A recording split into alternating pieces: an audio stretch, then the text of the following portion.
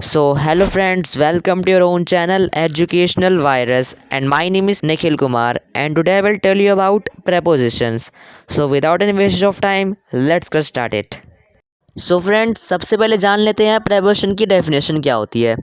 Preposition की definition होती है a preposition is a word or group of words used before a noun, pronoun or noun phrase to show direction, time, place, location, spatial relationship or to introduce an object. It means कि जो एक pronoun होता है वो एक words का group होता है जिसमें कि नाउन, किसी भी नाउन, प्रोनाउन और नाउन फ्रेजेस से पहले किसी भी डायरेक्शन, टाइम, प्लेस, लोकेशन या फिर किसी भी स्पेशल रिलेशनशिप को दिखाने के लिए यूज़ किया जाता है। मतलब कि जो एक प्रेपोजिशन एक वर्ड का ग्रुप है जिसमें कि नाउन, प्रोनाउन और नाउन फ्रेजेस से पहले किसी भी डायरेक्शन, टाइम, प्लेस, लोकेशन या फिर स्पेशल रिलेशनशिप को दिखाया जाता है।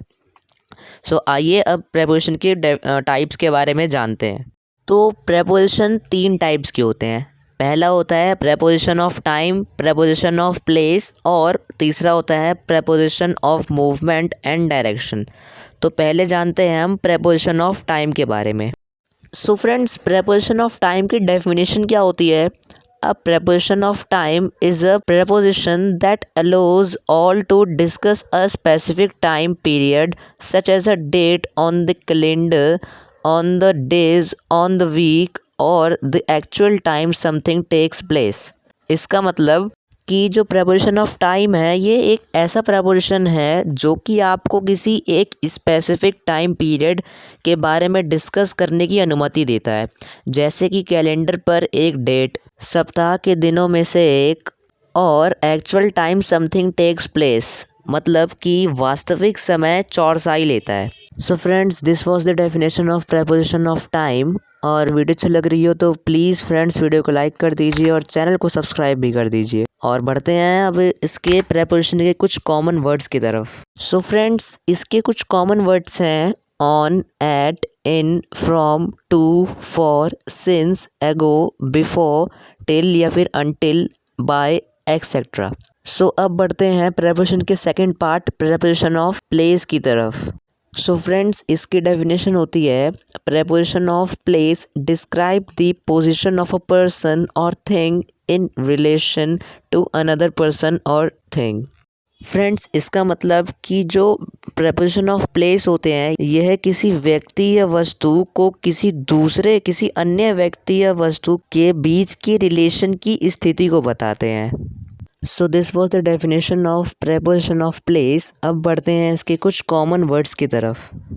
इसके कुछ कॉमन वर्ड्स होते हैं अबव, ऑन टॉप ऑफ या एन, वैसे ही अंडर या बिलो या अंडरनीथ या बीनीथ, वैसे ही बिहाइंड या इन फ्रंट ऑफ, या बिटवीन या बिसाइड या नेक्स्ट टू, वैसे ही नियर या क्लोज टू या बाय, वैसे ही एक और होता है इन या इनसाइड या विद इन या इनटू, या फिर आउट या आउटसाइड या out of. Friends, this was the common words of preposition of place. अब बढ़ते हैं इसके कुछ एग्जांपल्स की तरफ। फ्रेंड्स, इसके कुछ एग्जांपल्स होते हैं Jain is waiting for you at the bus stop, मतलब कि जो जैन है वो तुम्हारा वेट कर रहा है बस स्टॉप पर। वैसे ही इसका एक और एग्जांपल है do you work in an office, मतलब कि क्या तुम ऑफिस में काम करते हो। वैसे इसका एक और एग्जांपल है you are standing on your foot, मतलब कि तुम अपने पैर पर खड़े हो।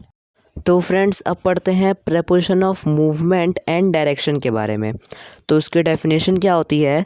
Prepositions of direction and movement are used to talk about the location of things and their movement from one place to another। इसका मतलब है कि preposition of direction and movement का यूज़ जब किया जाता है जब किसी भी एक चीज़ के लोकेशन के बारे में बात हो रही हो या फिर उसी चीज़ के मूवमेंट के बारे में बात हो रही हो। जैसे वो चीज़ एक प्लेस से दूसरे प्लेस पर जाता है तो इन चीज़ को दिखाने के लिए हम preposition of direction and movement का यूज़ करते हैं। फ्रेंड्स, अब बात करते हैं प्रेपोजिशन के इन कॉमन वर्ड्स के बारे में। तो इनके कुछ कॉमन वर्ड्स हैं on, at, in, by, from, to, towards, up, down, across, between, among, through, in front of, behind, above, over, under, below etcetera are the most common words. तो friends इनके कुछ एग्जाम्पल्स को भी देख लेते हैं, जिसमें पहला एग्जाम्पल है the movie theatre is by the interstate, मतलब कि मूवी थिएटर इंटरस्टेट द्वारा है। वैसे एक और एग्जांपल है the library is next to the post office, मतलब कि जो लाइब्रेरी पोस्ट ऑफिस के बगल में है। वैसे एक और एग्जांपल है the milk is above the soda in the refrigerator, means दूध फ्रिज में सोडा से ऊपर है। सो फ्रेंड्स वीडियो अच्छी लगी हो तो प्लीज़ वीडियो को लाइक कर दीजिएगा और चैनल को सब्सक्राइब कर दीजिएगा और मुझे कमेंट बॉक्स में लिख के बताइए कि आपको वीडियो कैसी लगी। So friends for now tata bye bye and see you soon with the next video.